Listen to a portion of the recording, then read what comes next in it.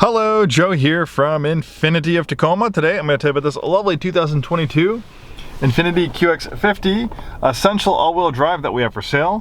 One awesome compact crossover.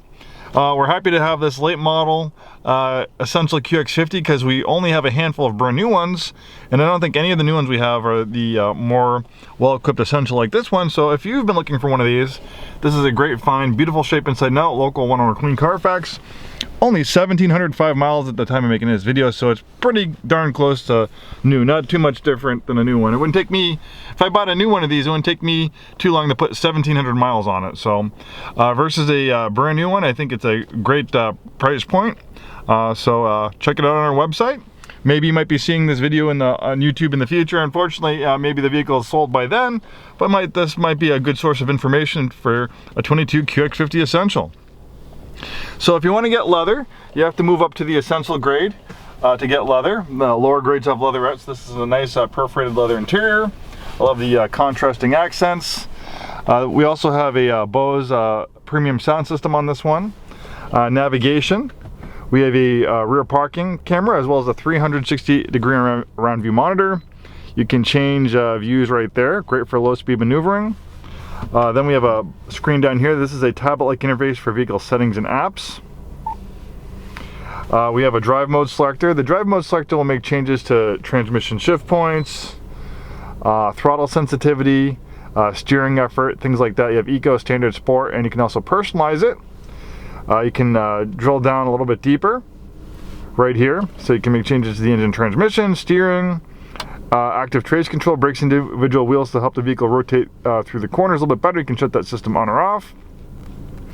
This has a variable compression engine, so you can actually control the rate of engine braking. So you have active engine braking, you shut that on or off.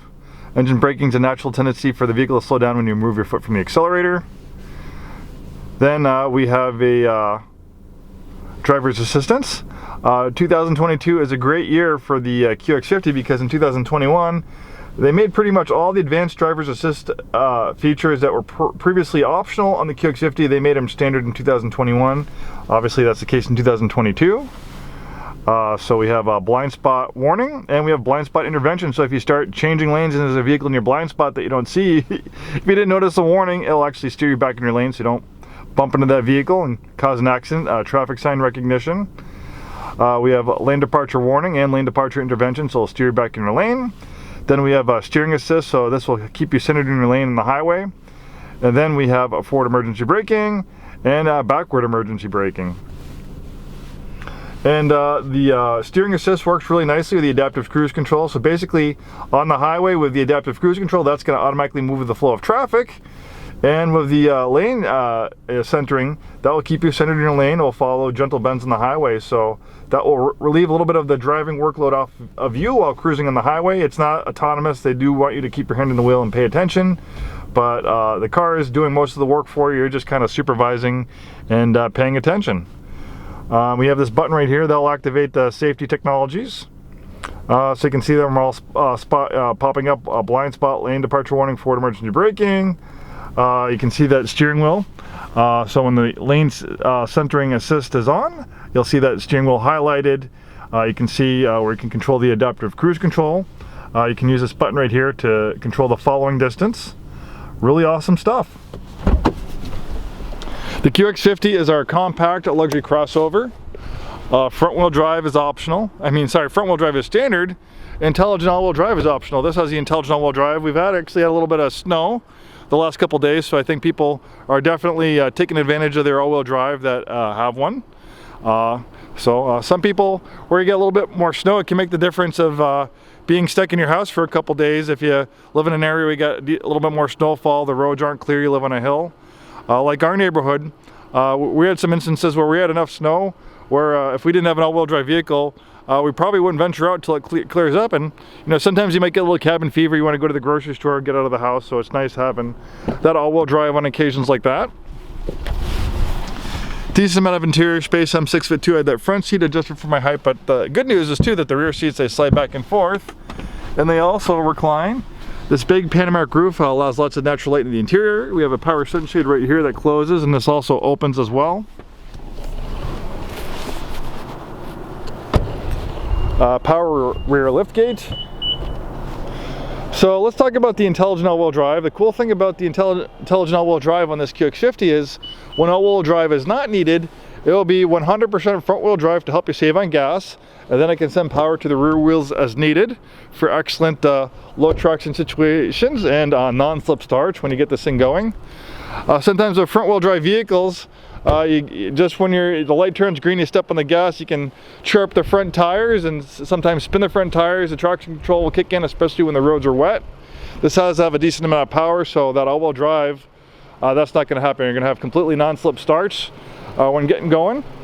So that makes a difference too in your daily driving, especially with our wet, slippery roads that we have here in the Pacific Northwest so often. Okay, so let's talk about this VC turbo engine. This is pioneering technology by Infiniti. They worked on this engine technology for over 20 years. Finally, in 2019, they got it to the point where they felt comfortable putting it in a production automobile. It's the first VC turbo engine on a production car out of anyone who makes cars. They're actually starting to apply some of this technology now to Nissan products. We started getting these in 2018 as 2019 models. It's close to 2023, so the jury is out. We've seen plenty of these VC turbos with miles on them. They've held up very well. So what's unique about this engine is it can mechanically change the compression ratio on the fly. It does that by making small changes to the cylinder volume. So you could also call it a multi-displacement engine as well, because it does actually make changes to the cylinder volume, which is pretty much making changes to the size of the engine. So during normal, during normal driving, easy does it driving, you don't need a lot of power, you need efficiency. The car can tell, so it'll quickly change that compression ratio to a 14:1 compression ratio, which will calibrate the engine to make maximum fuel efficiency. But maybe you have the drive mode selector in sport mode, you're getting a little bit more aggressive with the throttle, you're doing some performance driving, the car can tell, and it'll very quickly change that compression ratio to an 8:1 compression ratio, which will calibrate the engine for maximum horsepower and torque, which is 268 horsepower and 280 pound-feet of torque. It actually makes more torque than the larger 3.7 liter V6 this engine replaces, and it's much more fuel efficient. I actually have an Infiniti with that old 3.7 liter engine. It's an amazing engine. It makes 320 horsepower, same engine they put in the Z, same engine they put in the G37. An amazing engine, but the problem is my FX37, which is about the same size as this, gets about 15 miles per gallon. You're gonna get a lot better than that. The EPA highway rating is 28 miles per gallon, so you're gonna get low 20s in the city, high 20s on the highway. So you get more torque, you have much better fuel economy. Obviously it's not as sexy and great sounding as a 3.7 V6, but I think a lot of people would make that small sacrifice for much better fuel efficiency, especially when gas is $4 to $5 a gallon. Thanks so much for taking the time today to watch this video. Hopefully see you soon and have a wonderful day.